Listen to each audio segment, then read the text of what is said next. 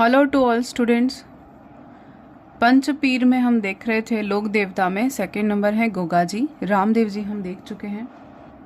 गोगा जी चौहान वंशीय थे और उनका जन्म 11वीं सदी में चूरू जिले के ददरेवा नामक स्थान पर पिता जहवर जी और माता बाछल देवी के घर पर हुआ। ददरेवा में इनके स्थान को हम शेषमेड़ी कहते हैं और हर वर्ष यहाँ गोगा जी का मेला भरता है। गोगा जी गोरखनाथ व मोहम्मद गजनवी के समकालीन माने जाते हैं। ऐसा कहा जाता है कि गोगा जी का जन्म गुरु गोरखनाथ जी के आशीर्वाद से हुआ था, जो कि नागपंथी योगी कहे जाते हैं। इनका विवाह केलमदे से हुआ, जो कोलुमन की राजकुमारी थी तथा पाबू जी के बड़े भाई बूढ़ो जी की पुत्री थी।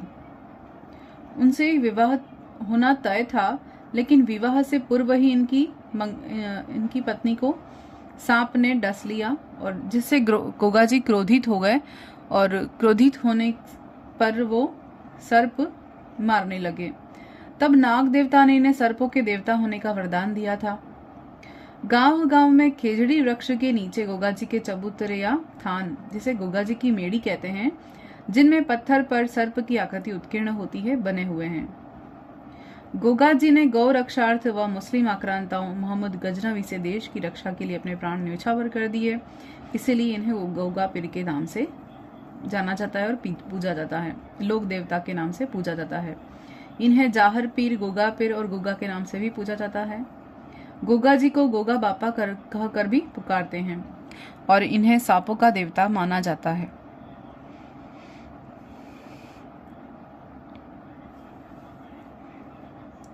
फिर है राजस्थान का किसान वर्षा के बाद हल जोतने से पहले गोगा जी के नाम की 9 गांठों वाली राखी गोगा राखड़ी कहते हैं। हल और हाली दोनों को बांधता है किसान।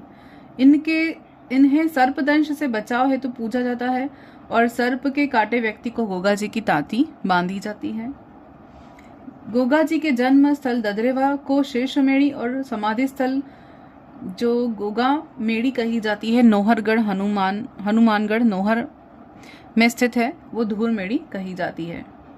गोगा मेड़ी में प्रतिवर्ष भाद्र कृष्ण नवमी यानी गोगा नवमी को विशाल मेला भरता है। गोगा मेड़ी कहाँ है? नोहर हनुमानगढ़ में, जिसे धूर मेड़ी कहते हैं, वहां मेला भरता है। भाद्र कृष्ण नवमी गोगा नवमी के नाम से जानते हैं। फिर है सांचौर में स्थित किलोरियों की ढाणी में भी गोगा जी की ओलड़ी नामक स्थान पर गोगा जी का मंदिर स्थित है। गोगा जी के मंदिर गोगा मेड़ी के सभा मंदिर के दरवाजे की ऊंचाई पर बिस्मिल्लाह अंकित मिला है, जिसका अर्थ होता है श्री गणेश। और गोगा जी के समाधि स्थल के बाहर नरसिंह कुंड स्थित है। इसके पवित्र पानी के छींटे और छाप तीर्थयात्रियों के ऊपर दी जाती है। गोगा मेड़ी के चारों ओर फैला हुआ जंगल वणी या ओयण कहलाता है और गोगा जी की सवारी नीली घोड़ी थी। गोगा जी की पूजा भाला लिए योद्धा के रूप में या घुड़सवार गोगा जी के रूप में होती है, या उनके प्रतीक चिन्ह के रूप में सर्प की पूजा की जाती है। इनको खीर, लापसी, चूरमा का भोग लगाया जाता है। इसके अलावा इम्पोर्टेंट चीज है बिठू में यहाँ के रावले, जो गोगा जी का रसावला भी कहा जाता है, में गोगा जी के वीरतापूर्ण कार्यों का वर्णन किया गया है। तो ये थोड़ा सा इंफॉर्मेशन थी गोगा जी के लिए।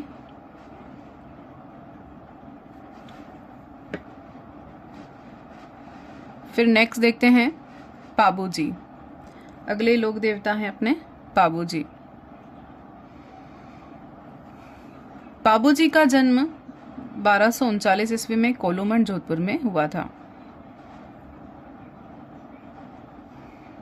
पिता धांधल जी और माता हैं केमल।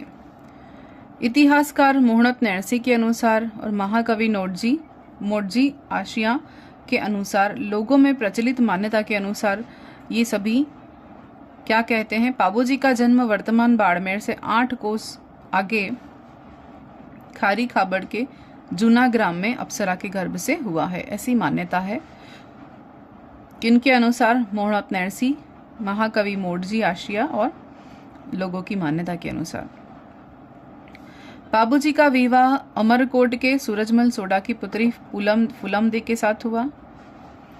विवाह के मध्य जींदराव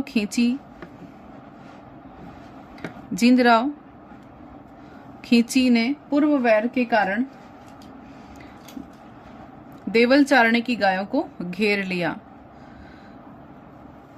और गौ रक्षार्थ ये केसर कालमी जो कि घोड़ी है उस पर सवार होकर चले गए और युद्ध हुआ अपनी गायों की रक्षा के लिए, यानी कि देवल चारणे की गायों की रक्षा के लिए। गायें किसकी थी? देवल चारणे की। इनका मंदिर है कोलूमंड फलोदी। मेला चैत्र अमावस को भरता है, इम्पोर्टेंट है। इन्हें ऊँटों के देवता राइका रेबारी के आराध्य कहते हैं और इनकी फड़ जो है वो सबसे लोकप्रिय फड़ मानी जाती है, जिसमें सबसे कम चित्रांकन हुआ है। इनके जो फड़ गाई जाती है उसमें वाद्य यंत्र का प्रयोग होता है जो कि रावण हत्था है। सब बहुत इम्पोर्टेंट है। ये है पाबूजी के बारे में इंफॉर्मेशन। इसके अलावा पाबूजी रिवात जो लक्ष्मी कुमारी चुंडावत ने लिखा है। पाबूजीरा छंद बिठू मेहाजी ने लिखा है। पाबूजीरा दुहा लघराज पाबू प्रकाश मोडजी आशिया। इसके अलावा और देखें तो पाबूजी के साथी प्रमुख 5 थे: चांदो जी, सावंत जी, डेमा जी, हरमल जी राइका और सलजी सोलंकी, जिन पर इन्हें अटूट विश्वास था। इसके अलावा थोरी जाति के लोग सारंगी के साथ पाबूजी की यश गाथा गाते हैं, जिन्हें स्थानीय भाषा में पाबू धणीरी वाचना कहते हैं। पाबूजी ने बघेला शासक के भगोड़े मलेच्छ जाति के 7 थोरी भाइयों को शरण देकर उनकी रक्षा की थी। चांदा और डेमा और हरमल पाबूजी के रक्षक सहयोगी के रूप में भी जाने जाते हैं। पाबूजी गौ रक्षक होने के साथ साथ अछूत उद्धारक भी थे और पाबूजी की केसर कालमी घोड़ी तथा बाईं और झुकी पाग के लिए प्रसिद्ध हैं और इनका बौद्ध चिन्ह है भालो या भाला। इन्हें प्लेग रक्षक देवता, ऊंटों के देवता माना जाता है। मारवाड़ में सर्वप्रथम ऊंट लाने का श्रेय पाबूजी को ही जाता है। ऊंटों की पालक राइका जाति इन्हें अपना आराध्य देव मानती है। थोरी और भील जाति में अति लोकप्रिय हैं। मेहर जाति के मुसलमान इन्हें पीर कहकर पुकारते हैं, इनकी पूजा करते हैं और इन्हें लक्ष्मण का अवतार भी माना जाता है। पाबूजी से संबंधित गाथा गीत पाबूजी के पवाड़े माठ वाद्य के साथ नायक और रेबारी जाति के द्वारा गाए जाते हैं। ये नई इंफॉर्मेशन है। तो ये पूरी कोशिश थी मेरी कि पाबूजी और गोगाजी के बारे में हमने यहाँ पर देखा। नेक्स्ट हम लोग देवता देखते हैं। अगले हैं मेहाजी मांगलिया।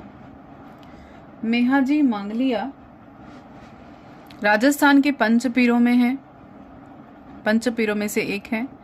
ये राव चुंडा के समकालीन माने जाते हैं। इनका जन्म पवार क्षत्रिय परिवार में हुआ। पालन पोषण अपने ननिहाल में हुआ जो मांगलिया क्षेत्र कहा जाता है। जैसलमेर के राव राणक देव भाटी से युद्ध करते हुए ये वीर गति को प्राप्त हुए। इन्हें अच्छे शकुन शास्त्री,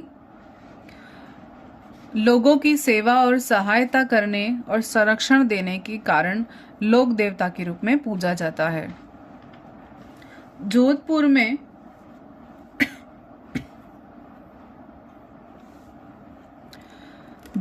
में बापड़ी में मंदिर है इनका।